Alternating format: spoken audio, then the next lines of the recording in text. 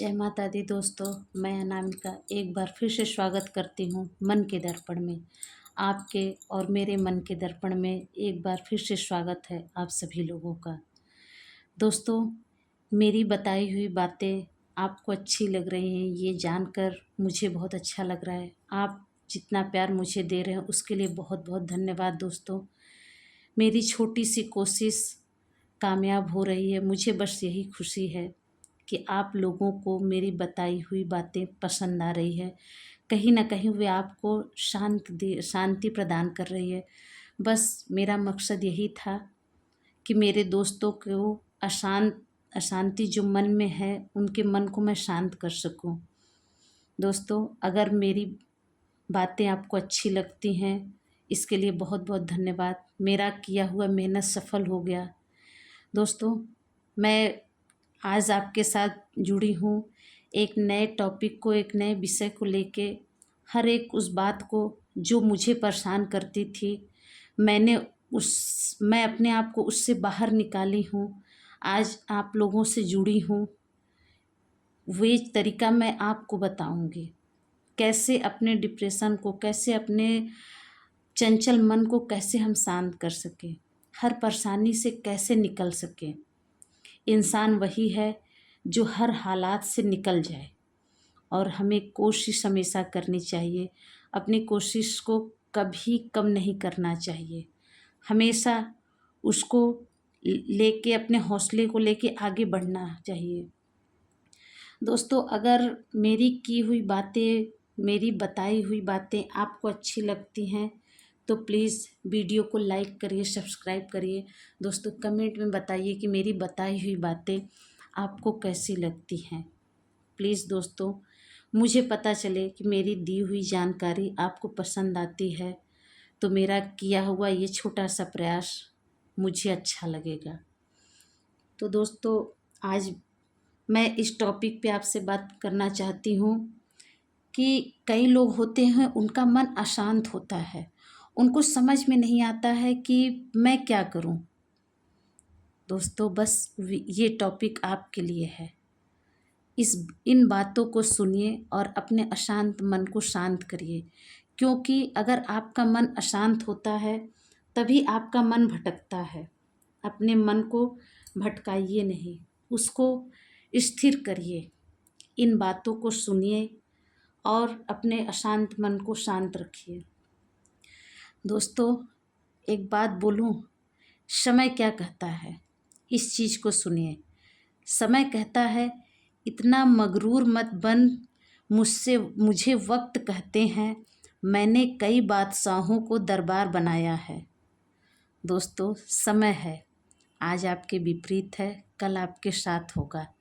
समय का इंतज़ार करना चाहिए। सब कुछ खेल समय का है, लेकिन मेहनत करनी चाहिए। हाथ बांध के नहीं बैठना चाहिए। दोस्तों, आदमी के शब्द नहीं, उसका वक्त बोलता है। जब आपका अच्छा वक्त आता है तो आपको बोलने की ज़रूरत नहीं है। आपका वक्त ही सबको बताता है कि आज आप किस पोजीशन में हैं। तो बस इस बात को याद रखिएगा। दो जहां के बीच में बस एक सांस का फासला होता है। दोस्तों, चल रही है तो यहाँ है, रुक गई तो वहाँ है। दोस्तों, आप होशियार हैं, ये तो बहुत अच्छी बात है। अगर आप अपने आप को होशियार समझते हैं, ये तो बहुत अच्छी बात है। लेकिन किसी को मूर्ख समझना, ये सबसे गलत बात है। हमेशा मूर्ख को भी महत्व दीजिए, क्योंकि वे अपनी मूर्खता में कुछ न कुछ ज्ञान आपको दे जाता है कि ऐसी मूर्खता हमको नहीं करनी है। दोस्तों, डिग्रियां तो खर्चे की तालीम है। आप खर्च करके उस तालीम को पा सकते हैं, लेकिन सच तो ये है कि सच्ची शिक्षा है, जो आपके किरदार में झलकता है, सबसे बड़ी शिक्षा, सबसे बड़ी तालीम वही है। दोस्तों, आज मेरे मन में एक 4 लाइन चल रही थी मैंने सोचा आपसे शेयर करूं। अगर अच्छी लगी तो आप ये मुझे कमेंट में बताइएगा कि क्या ये मेरे 4 लाइन, चाहे वे अपने सपोर्टिंग के लिए समझ जाइए, चाहे वे कविता समझ जाइए, चाहे वे पोयम समझ जाइए, चाहे शायरी समझ जाइए, आप जिस रूप में उसको समझिए वह आपके लिए है।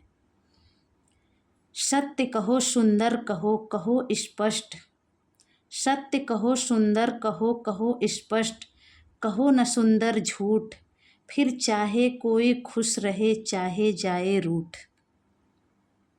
इस बात को हमेशा ध्यान रखिएगा दोस्तों, हमेशा सच्चाई पे चलिए। उसको चाहे वे किसी को बुरा लगे, जो आपका होगा उसको समझेगा, जो चापलूस होंगे वे नहीं समझेंगे। तो हमेशा सच कहिए, सुंदर कहिए और स्पष्ट तरीके से कहिए।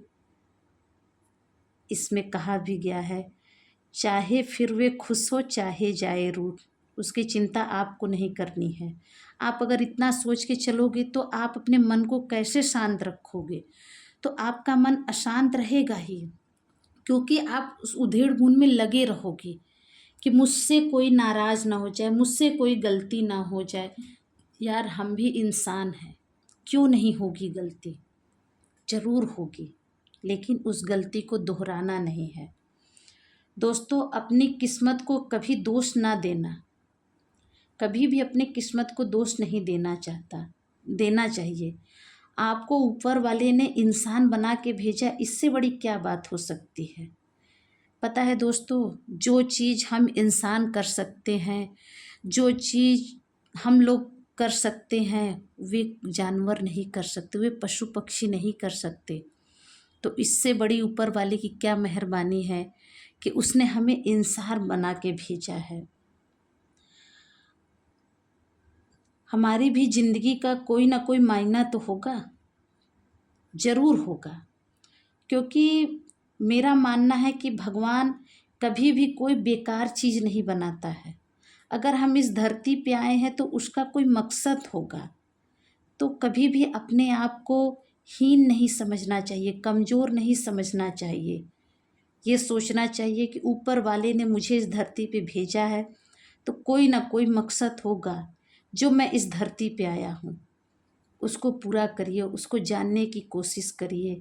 फालतू की बातों पे ध्यान मत दीजिए दोस्तों, अगर हमारी ज़िंदगी का कोई चैनल ऑफ नज़र आता है, अगर हमारी ज़िंदगी का चैनल कोई ऑफ नज़र आता है, या समझ जाइए कि हमारी ज़िंदगी एक टीवी है और कोई चैनल हमको क्लियर नहीं दिख रहा है, तो पता है दोस्तों हमको क्या करना चाहिए? अपने उस टीवी का रिमोट ऊपर वाले के हाथ दे दीजिए। मतलब कि अपने किस्मत की सारे कनेक्शन ऊपर वाले के हाथ दे दीजिए। तब उस रिमोट से उस ऊपर वाले का चमत्कार देखिए, एक ना एक दिन आपको रास्ता ज़रूर दिखेगा।